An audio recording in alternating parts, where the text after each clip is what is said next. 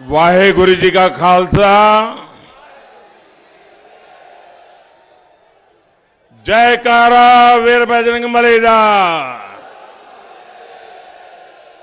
जय भीम, जय भीम। हर हर महादेव। आप सभी को राम राम।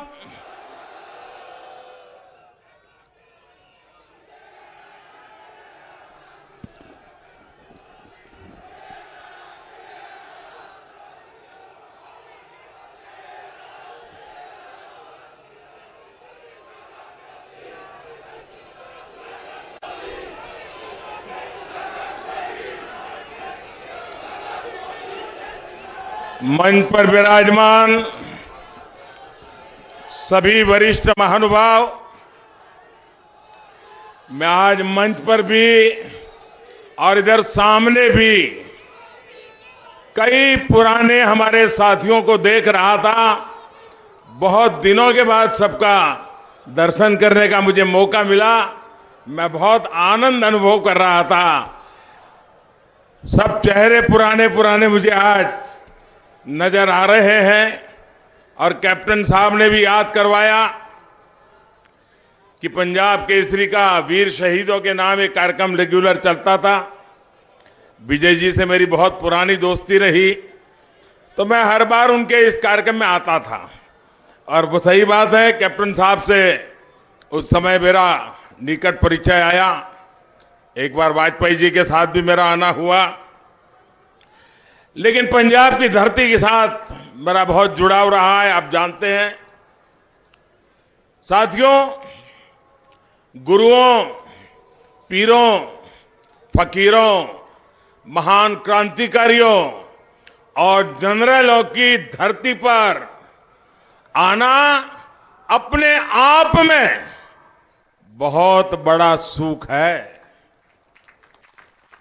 मैं सभी गुरुओं को प्रणाम करते हुए जालंधर की धरती से शक्तिपीठ देवी तालाब की देवी माता त्रिपुर मालिनी को श्रद्धापूर्वक नमन करता हूं। आज मेरी इच्छा थी कि इस कार्यक्रम के बाद देवी जी के चरणों में जाकर के नमन करूं, देवी जी का आशीर्वाद लूं,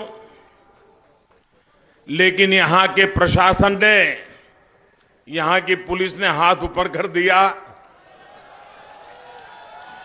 उन्होंने कहा हम व्यवस्था नहीं कर पाएंगे, आप हेलीकॉप्टर से ही चले जाइए। अब ये हाल है सरकार का यहां। लेकिन मैं मां के पास दोबारा जरूर आऊंगा, मां के चरणों में सर झुका के रहूंगा।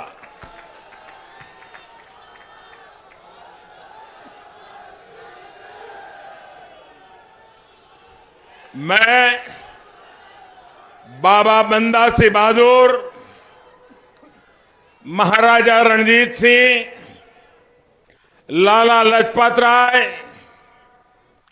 वीर शहीद भगत सिंह जी, शहीद उधम सिंह जी और दोआबदा गांधी पंडित मूलराज शर्मा जी के चरणों में श्रद्धांजलि अर्पित करता हूं। आज जम्मू कश्मीर के पुलवामा में हुए आतंकी हमले की हमारे वीर शहीदों की तीसरी बरसी है। मैं पंजाब की धरती से भारत मां के वीर शहीदों के चरणों में श्रद्धापूर्वक सर झुकाता हूं। अभी 16 फरवरी को संत रविदास जी की भी जयंती है और मेरा सौभाग्य है कि जिस काशी से मैं लोकसभा का सदस्य चुना गया हूं, उस काशी में रविदास जी की स्मृति में एक बहुत बड़ा निर्माण कार्य आगे बढ़ रहा है। कुछ ही वर्षों में रविदास जी का वो भव्य स्थान, जैसे इन दिनों आप विश्वनाथ धाम को देख रहे हैं, वैसा ही भव्य संत रविदास जी का स्थान बनाने का संकल्प लेकर के मेरे लिए सौभाग्य है, मुझे ये सेवा करने का भी सौभाग्य मिला है। मैं आज संत रविदास जी के चरणों में भी श्रद्धापूर्वक नमन करता हूं। भाइयों और बहनों, अभी कैप्टन साहब भी बता रहे थे, ढिंडसा साहब भी बता रहे थे, यहां करीब सब लोग ऐसे हैं जिनके साथ मुझे काम करने का मौका मिला है, मुझे बहुत कुछ सीखने का मौका मिला है। पंजाब से मेरा बहुत भावात्मक जुड़ाव रहा है। पंजाब ने मुझे तब रोटी खिलाई है जब मैं बीजेपी के साधारण कार्यकर्ता के तौर पर यहां गांव-गांव में भटकता था, काम करता था। उस समय पंजाब ने मुझे संभाला हुआ है। पंजाब ने मुझे इतना कुछ दिया है कि मैं इसका कर्ज उतारने के लिए जितनी सेवा करता हूं, मुझे उतनी ही और मेहनत करने का मन करता है। अब मेरी ये सेवा नवा पंजाब के संकल्प के साथ जुड़ गई है। बीते वर्षों में आप सभी ने देश के लिए मेरी मेहनत देखी है। हम देश के लिए जो संकल्प लेते हैं, वो संकल्प को हम प्रकल्प बनाते हैं और प्रकल्प को परिपूर्ण करने के लिए जीवन खपा देते हैं। पंजाब में एनडीए गठबंधन की सरकार बनेगी और ये पक्का है, अब पंजाब में एनडीए सरकार बनने जा रही है।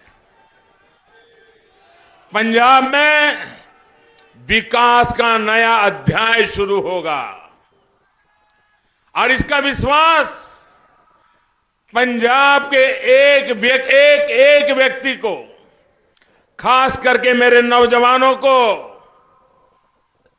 मैं ये विश्वास देने के लिए आया हूं कि आपके उज्जवल भविष्य के लिए हमारे प्रयास में कोई कमी नहीं रहने देंगे।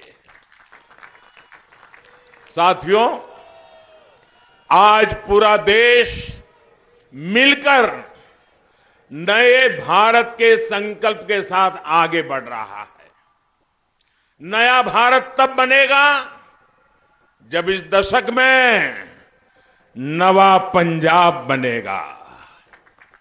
नवा पंजाब जिसमें विरासत भी होगी, विकास भी होगा। नवा पंजाब जो कर्ज से मुक्त होगा, अवसरों से युक्त होगा।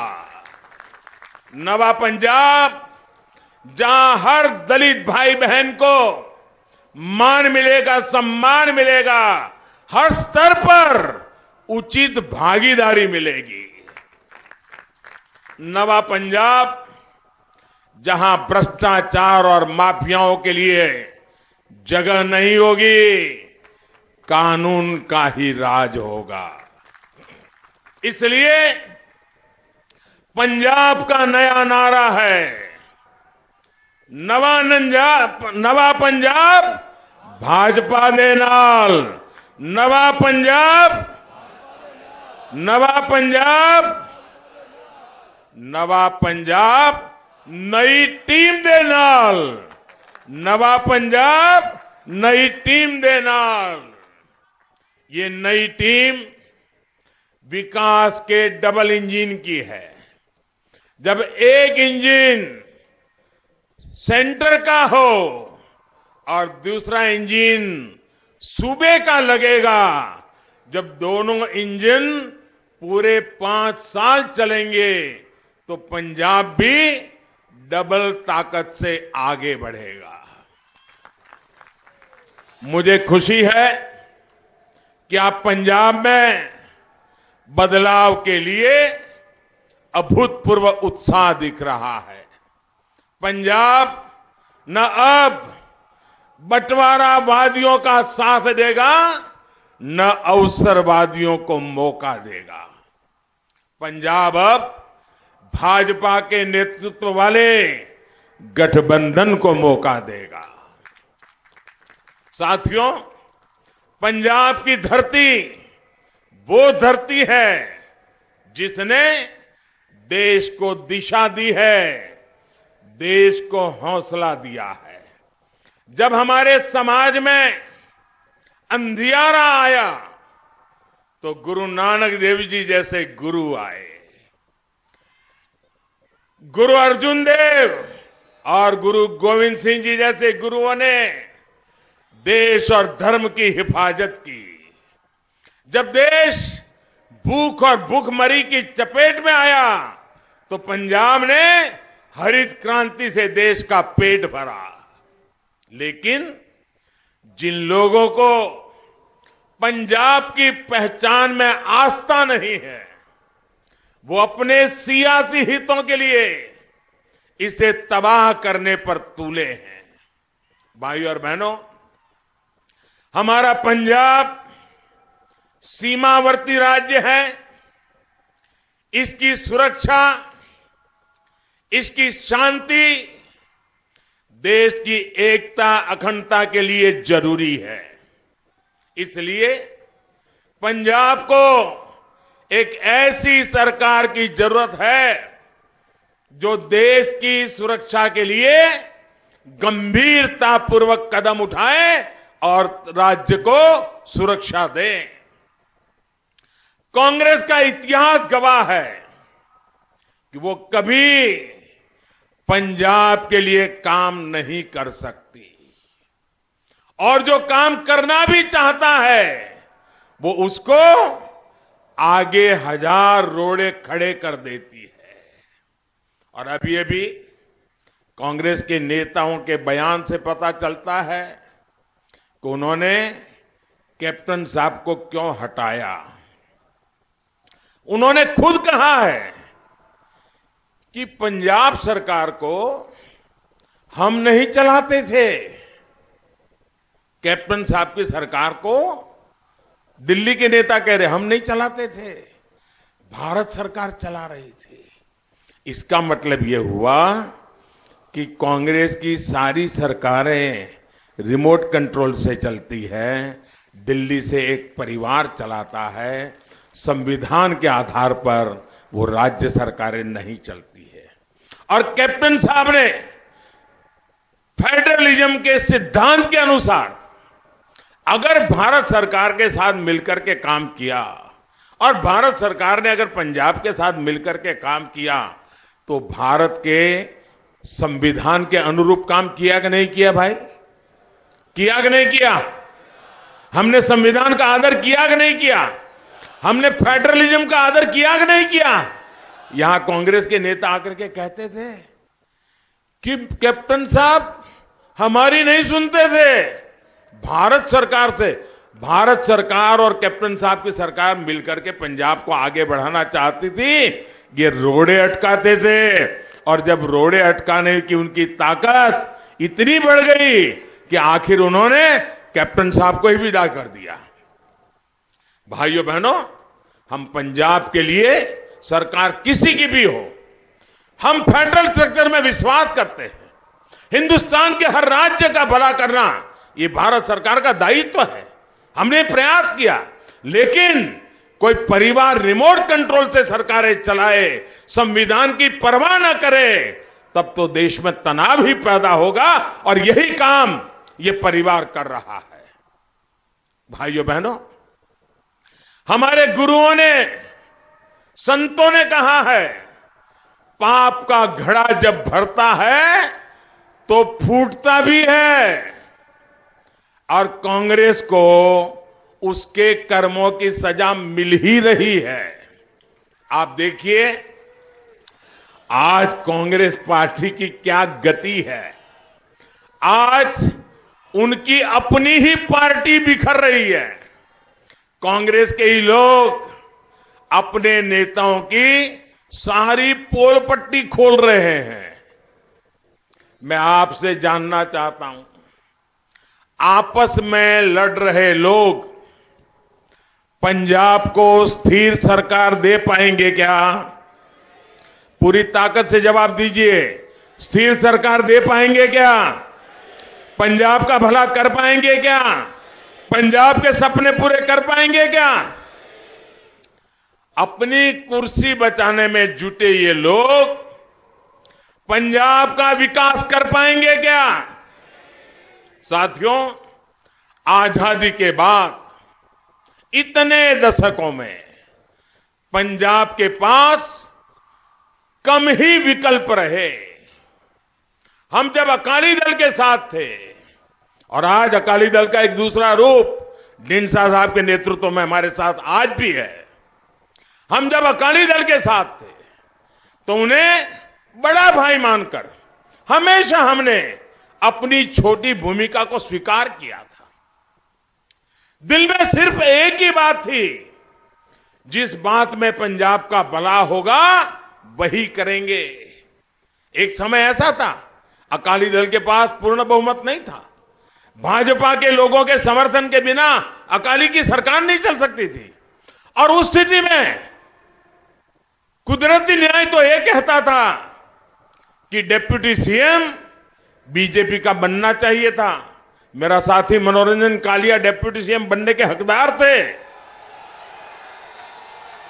लेकिन उस समय भी हमारे साथ अन्याय हुआ।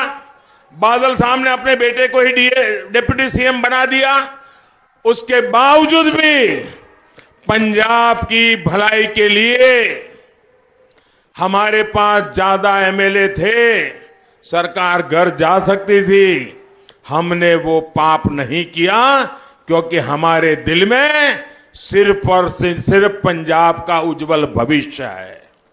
पंजाब का भला हो, पंजाबियों का भला हो, पंजाबियत अमर रहे, इसके लिए हमने अपने राजनीतिक हकों को भी दरकिनार करके पंजाब की चिंता की है। भाइयों बहनों, लेकिन पहली बार बीजेपी सबसे बड़े और भरोसेमंद विकल्प के रूप में, एक सही विकल्प के रूप में आज पंजाब के सामने आई है। पंजाब एक बार बीजेपी को मौका देगा तो बीजेपी पंजाब का कल्याण करके देगी, ये मैं आपको विश्वास देता हूं। और मुझे खुशी है कि अब हमारे साथ कैप्टन अमरिंदर सिंह जी जैसा, ढींडसा साहब जैसा एक प्रभावी अनुभवी नेतृत्व भी हमारे साथ जुड़ गया है। पंजाब को हम मिलकर के आगे बढ़ाएंगे। साथियों, जालंधर पंजाब का इतना बड़ा औद्योगिक सेंटर है। देश में करीब 70% स्पोर्ट्स के सामान जालंधर में बनते हैं। यहां के उद्योगों के लिए, एमएसएमईज के लिए कितनी संभावनाएं हैं। हम जब वोकल फॉर लोकल कहते हैं तो जालंधर के हर उत्पादों को एक ताकत देते हैं। लेकिन कभी कांग्रेस के मुंह से वोकल फॉर लोकल सुना क्या आपने? सुना क्या? अब उसमें कोई बीजेपी है क्या? वो आपका सामान, उसका सम्मान बढ़े, आप जो पैदावार करते हैं उसकी ताकत बढ़े, तो उसमें कांग्रेस का जाता क्या है? लेकिन वो भी, उसके लिए भी उनके पेट में दर्द होता है। भाइयों बहनों, कांग्रेस की नीतियों ने यहां की इंडस्ट्रीज को तबाह कर दिया, रोजगार खत्म कर दिया। इस हालात को भाजपा की डबल इंजन सरकार ही बदल सकती है। अभी पंजाब में व्यापार कारोबार को जिस तरह माफियाओं के कब्जे में दे दिया गया है, ये खेल भाजपा सरकार में नहीं चलने दिया जाएगा। भाजपा की सरकार में यहां का व्यापारी बिना किसी अत्याचार के, बिना किसी खौफ के अपना व्यापार करेगा। इस बात का मैं आप सब पंजाब वासियों को भरोसा देने आया हूं। भाइयों बहनों, देश में आज जहां जहां डबल इंजन की सरकार है, वहां डबल तेजी से विकास हो रहा है। डबल इंजन की सरकार गरीबों को बिना भेदभाव पक्का घर बनाकर दे रही है। डबल इंजन की सरकार गरीबों को बिना भेदभाव मुफ्त वैक्सीन लगवा रही है। डबल इंजन की सरकार गरीबों को बिना भेदभाव मुफ्त राशन दे रही है। डबल इंजन की सरकार बिना भेदभाव गांव का भी विकास कर रही है और शहरों का भी विकास कर रही है। डबल इंजन की सरकार पंजाब में ज्यादा तेजी से सड़कें बनवाएगी, ज्यादा तेजी से पंजाब में आधुनिक इंफ्रास्ट्रक्चर का निर्माण करेगी। भाजपा सरकार आएगी तो जालंधर समेत इस पूरे क्षेत्र में कनेक्टिविटी को बढ़ाया जाएगा, उद्योगों को गति देने के लिए काम किया जाएगा। भाइयों बहनों, डबल इंजन की सरकार विशेषकर छोटे किसानों की छोटी छोटी जरूरतों पर ध्यान दे रही है। आज पंजाब के 23 लाख से ज्यादा किसानों के खाते में 23 लाख से ज्यादा किसान, अकेले मैं पंजाब की बात कर रहा हूं, 23 लाख से ज्यादा किसानों के खातों में किसान सम्मान निधि का पैसा सीधा उनके बैंक में जमा हो रहा है। किसानों से एमएसपी पर फसल खरीदी भी भाजपा सरकार ने 2 गुनी से ज्यादा बढ़ाई है। हमने ये भी सुनिश्चित किया कि खरीद का पैसा सीधे किसानों के बैंक खातों में जाए। कोरोना की वजह से वैश्विक बाजार में खाद के दाम बढ़े, लेकिन हमने पूरी ईमानदारी से प्रयास किया कि ये इतना बड़ा बोझ आया है, हिंदुस्तान की तिजोरी पर बहुत भयंकर बोझ आया है, लेकिन ये बोझ हम किसानों के माथे नहीं जाने देंगे। हमने किसानों को वो बोझ ट्रांसफर नहीं किया, सरकार की तिजोरी खाली की, लेकिन किसानों को खाद उसी दाम से देते रहे जो पहले हम देते थे। सारा बोझ हमने सहन किया। साथियों, डबल इंजन की सरकार किसानों की आय बढ़े, खेती पर होने वाला खर्च कम हो, इसके लिए काम करेगी। देश ने ऑर्गेनिक फार्मिंग और नेचुरल फार्मिंग की दिशा में भी बड़ा अभियान शुरू किया है। पंजाब में इसका ज्यादा से ज्यादा विस्तार धरती मां को भी बचाएगा और पंजाब के किसानों का फायदा भी करेगा। साथियों, आज एक तरफ भारतीय जनता पार्टी और एनडीए है, जिसकी विचारधारा पंजाब और पंजाबियत से जुड़ी है। हम गुरु नानक देव जी के 550वें प्रकाश पर्व और गुरु तेग बहादुर जी के 400वें प्रकाश पर्व को पूरे देश में और दुनिया में पूरे सम्मान के साथ मनाते हैं। हमने बाबा साहब आंबेडकर की 125वीं जयंती पूरे विश्व में मनाई थी। हम गुरु गोविंद सिंह जी के वीर साहिबजादों की स्मृति में 26 दिसंबर को वीर बाल दिवस की घोषणा करते हैं।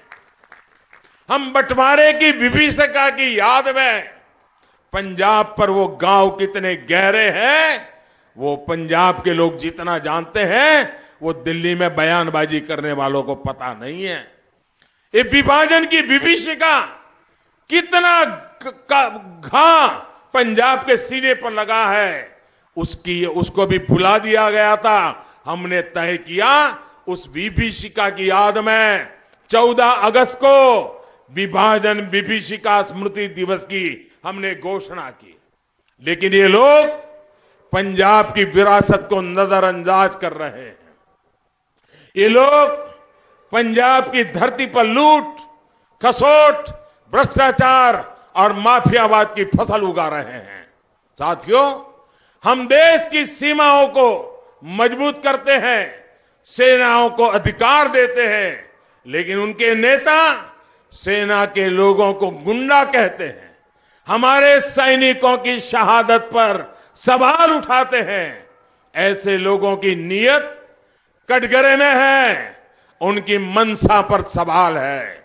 साथियों, पूरा पंजाब गवाह है कि हमने 1984 के सिख दंगों की जांच के लिए एसआईटी बनाई, उसके पीड़ितों की मदद की।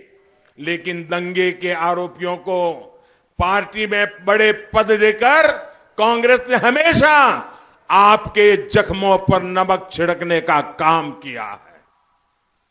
कांग्रेस का कंट्रोल जिस परिवार के पास है, वो पंजाब से अपनी पुरानी दुश्मनी निकालता है। तो ये थे प्रधानमंत्री जो अभी पंजाब के जालंधर में भाषण दे रहे हैं, चुनावी रैली संबोधित कर रहे हैं। 20 तारीख को पंजाब का मुकाबला है। आपको जैसे कि याद होगा कि पिछली बार जब वो पंजाब आने की कोशिश कर रहे थे तो बड़ा खासा हंगामा हो गया, वो स्थल पर नहीं पहुंच पाए और उसके बाद राज्य सरकार और केंद्र सरकार में बहुत सारी कहासुनी भी हुई। लेकिन अब उन्होंने अपनी स्पीच दी है। इसके जो एक मुख्य बिंदु जो अब तक बड़ा सामने निकल करके आया है वो है उनका सीधा प्रहार पूर्व पंजाब मुख्यमंत्री प्रकाश सिंह बादल, जिसमें उन्होंने नेपोटिज्म का आरोप लगाया है, वंशवाद का आरोप लगाया है कि वो किसी काबिल इंसान को डिप्टी सीएम बनाना चाहते थे, लेकिन प्रकाश सिंह बादल ने, ऐसा उनका दावा है, अपने बेटे को डिप्टी सीएम बना दिया।